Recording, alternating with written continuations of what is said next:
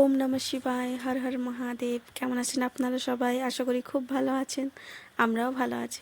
বেশ কয়েকদিন আগে আমি একটা ব্লগ শেয়ার করেছিলাম, তাতে শেয়ার করেছিলাম আমরা দ্বারিকাধীশ মন্দির দর্শন করেছি, আর তারপর দ্বারিকাধীশ থেকে গেছিলাম নাগেশ্বর জ্যোতির্লিঙ্গ মন্দিরে।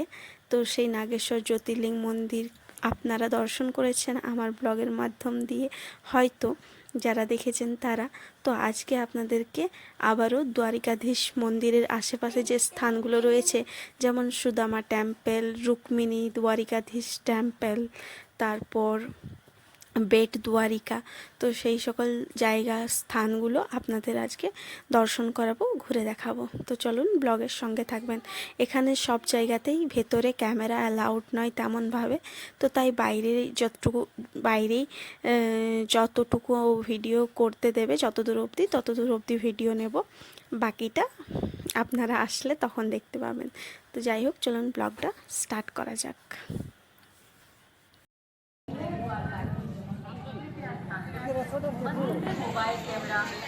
এই যে কথা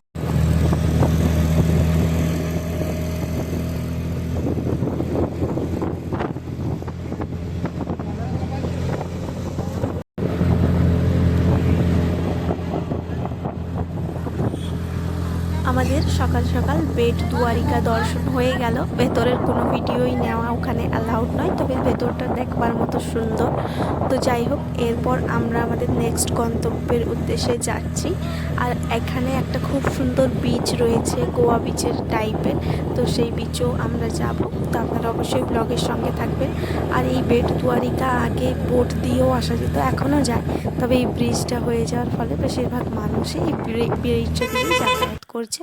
আর খুব সুন্দর লাগছে এই ঘাটগুলো। তবে প্রচণ্ড ওই মাছের যে গন্ধটা হয়, সেই গন্ধটা ছিল, কারণ এখান থেকে মাছের প্রচণ্ড পরিমাণে মাছ, কাঁকড়া, যা কিছু সামুদ্রিক জীবের যেগুলো ব্যবসা আদান প্রদান করা হয়, তো সেগুলো দেখুন এখানে অনেক মাছকে রাখার আড়ত রয়েছে।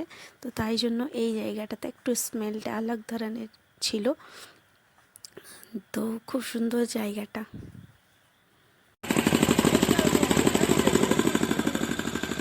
এখন আমরা সেই সুন্দর বিচটাতে এসে পৌঁছে গেছি।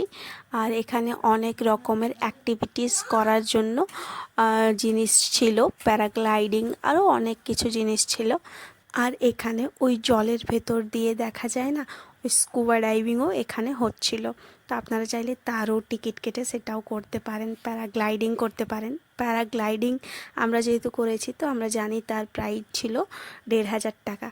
তো স্কুবা ডাইভিংয়ের প্রাইসটা ঠিক বলতে পারছি না। বাকি যাবতীয় যে বোটস আর যে ইকুইপমেন্টসগুলো রয়েছে জলের, তো সেগুলোর প্রাইস ওই ২৫০ থেকে ৩০০-৪০০ এইরকম ছিল পার হেড।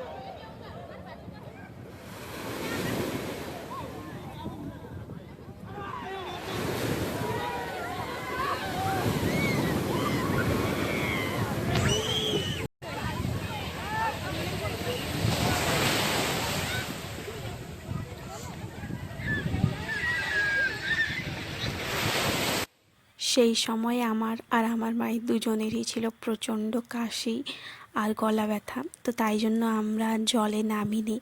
আর না হলে আমার তো খুব ইচ্ছে ছিল এই জলে মোটামুটি ১ থেকে ১.৫-২ ঘন্টার মতো মাতানোর, কিন্তু কাশির ভয়ে আর গলা ব্যথার ভয়ে আমরা জলে নামতেই সাহস পাইনি। জলটা ছিল ভীষণ ঠান্ডা।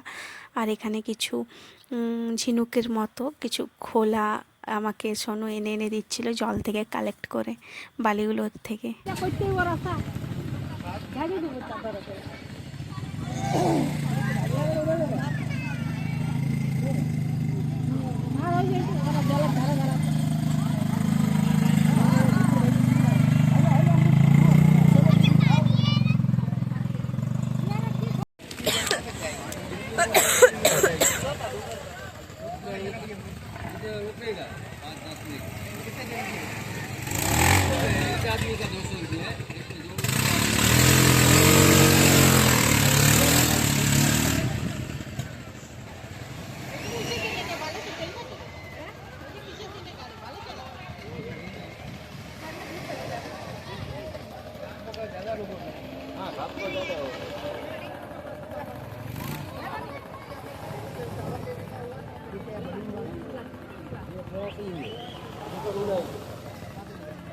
ये हमारी बोट है ना, उधर से वो बोट में छोड़ के आएगी, बड़ी बड़ी सीट है ना उसमें छोड़ देगी, फिर आपका राउंड खत्म हो जाएगा, फिर हमारी छोटे वाली बोट ऊपर से ले आएगी। हाँ समझे, हाँ आपको बेल फेरा देगा।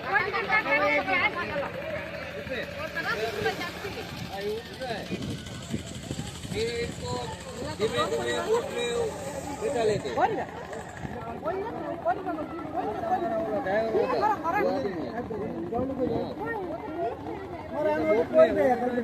सिंगल है अकेले वीडियो बनाया।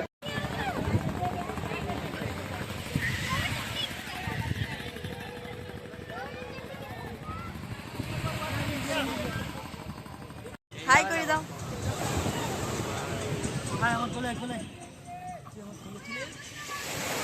সোনু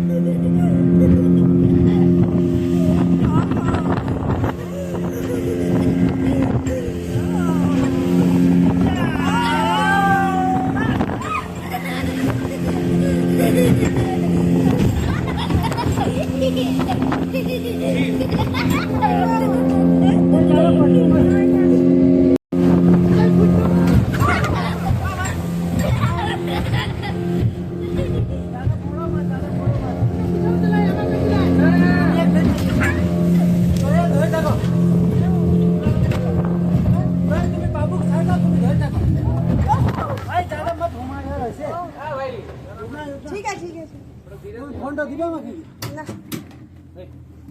ना जल खवा देती ना जल खवा दे अबे एक मिनट भाई यहाँ फोटो लेते हैं फोन गिर जाएगा। माय समुद्र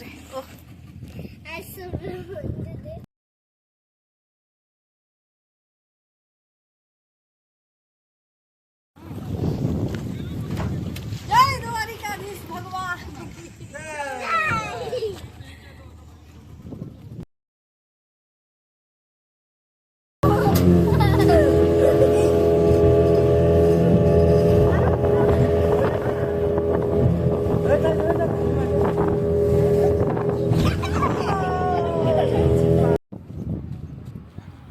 বিচের পর আমরা সোজা চলে এসেছিলাম রুক্মিণী দ্বারিকাধীশ টেম্পলে। এটা রুক্মিণী মায়ের মন্দির। তো চলুন ভেতরটা দর্শন করাবো। ভেতরে ক্যামেরা অ্যালাউড নয়, তবে যতদূর অবধি যাওয়া যায় ক্যামেরা নিয়ে মানে ফোন নিয়ে ততদূর অবধি যাব। আর এখানে অনেক পায়রা দেখুন খাচ্ছে খাবার। তো খুব সুন্দর এই জায়গাটাও। দুপুরবেলায় কিছুক্ষণ মন্দিরটা বন্ধ থাকে, তারপরে আবার খুলে দেওয়া হয় ভক্তদের জন্য দর্শনের জন্য। তবে দুপুরে মোটামুটি 1 ঘন্টার মতো বন্ধ থাকে, 1-1.5 ঘন্টার মতো। আমরা এসেছিলাম তখন বন্ধ ছিল, কিছুক্ষণ ওয়েট করলাম, তারপর মন্দির আবার খুললো দর্শনের জন্য।